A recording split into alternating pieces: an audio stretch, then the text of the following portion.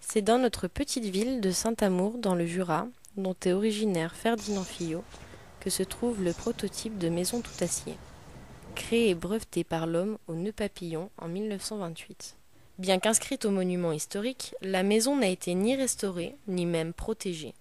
La couleur rouille en est la première conséquence. Plus grave, les rails qui composent la base de la maison sont en dentelle et se détériorent à grande vitesse. La maison de modèle T3 était composée d'une salle à manger, une cuisine et une chambre. La forme inclinée vers l'intérieur du faux toit terrasse permettait une évacuation centrale de l'eau. Une quatrième pièce fut rajoutée à l'entrée et témoigne de la souplesse de la construction modulaire.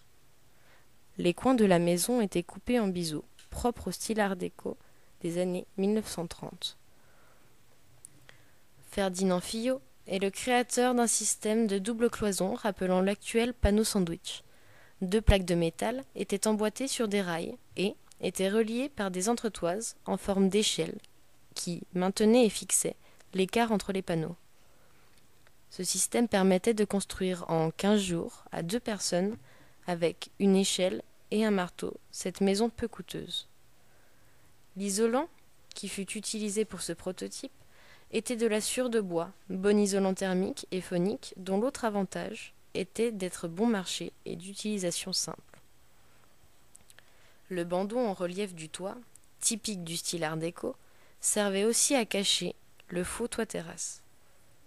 La maison, aujourd'hui délaissée et envahie par la végétation, et a beaucoup souffert du temps meurtrier. Un hangar a été rajouté par la suite, aujourd'hui bien occupé, cachant partiellement l'entrée et la façade.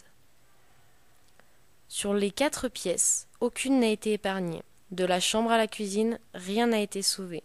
Des photos d'époque, nous ne reconnaissons plus rien. Des poutres sont par terre, tout est recouvert de poussière et jonché de déchets.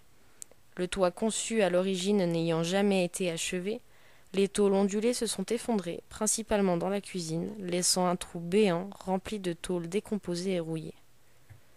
Un incendie s'est déclenché, ne faisant qu'aggraver le cas de la maison. En effet, la sciure de bois s'est enflammée, dégradant les murs et l'intérieur. Seule la façade est épargnée par le temps grâce à la protection que lui offre le hangar. Nous ne pouvons accéder plus loin que la première pièce, l'ancien vestibule.